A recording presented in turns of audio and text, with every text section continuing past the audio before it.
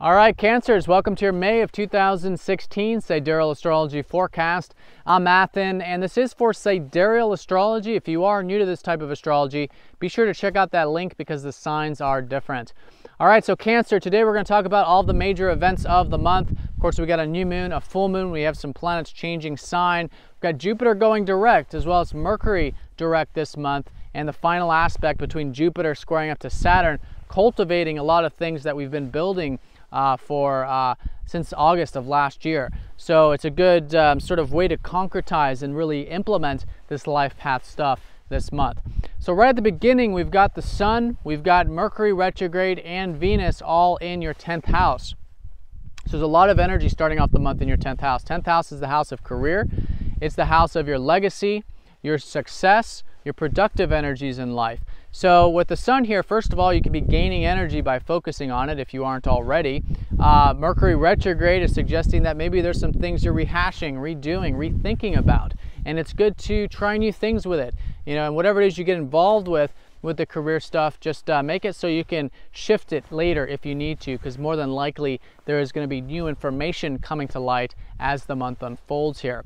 And with Venus means you can enjoy it. I think you can be enjoying that productive life or public life or career stuff, maybe meeting people through that area as well with Venus here at the top of the chart. So on the 6th, we've got a new moon in that 10th house of yours, and because you guys follow the lunar cycles very closely usually, it's this lowering of energy around the 6th, the beginning of the month. So it's a good time to kind of sit with it, see what your intentions are with the career stuff or whatnot, and where you want to see these things in the next 6 months once you have that, at that time, which will be a full moon in that area. So it's a very supportive new moon. It's forming a kite, which means there's a lot of supportive energies with it. And it is going to be conjoining up to Venus and that retrograde Mercury. So there are some things to, again, consider and think about. And it's through that reflection I think you can be malleable in setting those intentions. But still, as the month unfolds from the 6th onward, it's a good time to start implementing these new insights. Now on the 9th, Jupiter does go station direct, which is very nice. Jupiter has been retrograde for about the past 5 months. So a lot of the opportunities which have been really coming through for you in terms of your finances or your values in life, your sense of self-worth, your self-reliance. This is an area that Jupiter is trying to help you see much more optimistically, or help you see opportunities in this area. But it's been internal with the retrograde, so it's not very much out into the open. But once Jupiter starts to gain his momentum, the second half of the month, you'll again see perhaps more of these opportunities to enjoy your values, to cultivate your values. Your sense of confidence, your self-reliance, your self-worth will start to actualize a little bit more, or a little bit easier, at least in the external sense with that. Now on the 14th, the Sun shifts into Taurus. So this is your 11th house. You'll find that there is a shift the second half of the month, going from what'll still be very much your, I think, your career house, 10th house stuff, but shifting into your 11th house, which is about your ideals and your visions for the future. Maybe even groups and things, community stuff if you're involved with that. So from the second half onward, I think you can gain the energy there.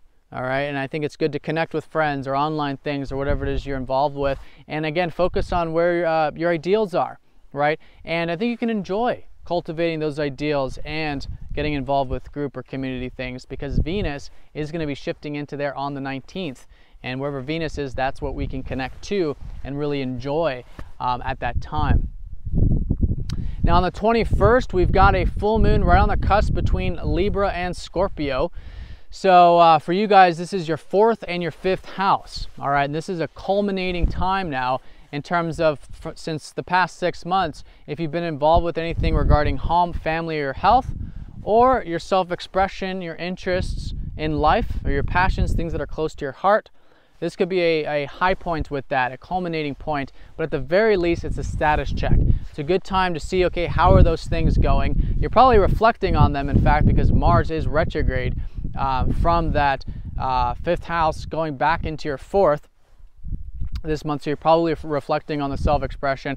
And then the second half of the month, you're probably reflecting on the home and family stuff or your health. But with that reflection, this full moon is conjoining Mars, making it very energetic. Okay, I think it's a good time to take action. Again, I think in a malleable way, but still nonetheless to cultivate and continue to move forward with these things that have been emphasized and cultivated for you over the past 6 months, because it's all in a 12-month sort of cycle, and it's like the halfway point in the cycle here involving your roots and your self-expression. Now on the 22nd, Mercury goes station direct, all right, so that's going to be in that 10th house of career. So at that point onward, and give it time, of course, for Mercury to gain that momentum, but definitely going into June, there's a lot more of this easier manifestation of the career stuff in terms of maybe all of this reflection you were doing now begins to move forward, and more of those outward daily things. It could be a busy time for you here as well, implementing these ideas and whatnot. So that's great. I think with that, moving forward, continuing to cultivate and work with that career stuff, especially because you are in that cycle with that new moon starting off the month in that 10th house. Now on the 26th, that Jupiter squares up to Saturn for the last and final time. This has been a Saturn helping you really get disciplined with that self-expression, with those things close to the heart.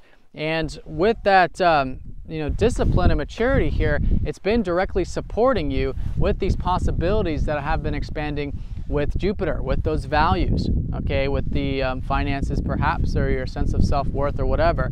So as you find you're cultivating the sense of self-expression, your passions, your interests, you're taking that seriously, it's helping you build and really concretize and build a solid foundation for you in this life or in this year with your values, right? Which is again the area of opportunity for you. So it's working both in tandem, and I think through that patient and disciplined approach in both your self-expression and in terms of what you're cultivating that you value in life, I think it's a fantastic way to utilize this aspect. And this could also be a culminating time in terms of anything you may have been doing involving that since August of last year.